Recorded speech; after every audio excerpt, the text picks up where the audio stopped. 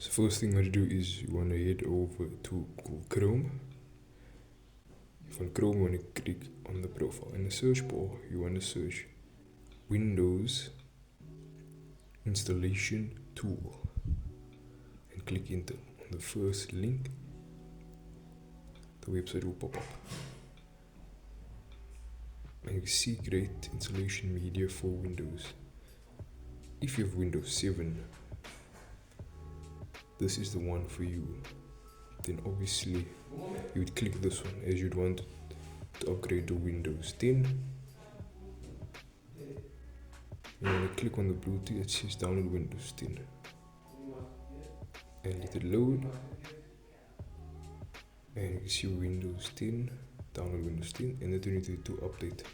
But if you have Windows 11, you want to switch on the Windows 11 tab, click download Windows 11 and click download Windows 11.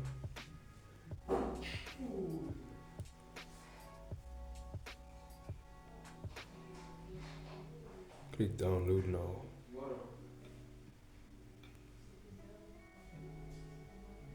Thanks for watching.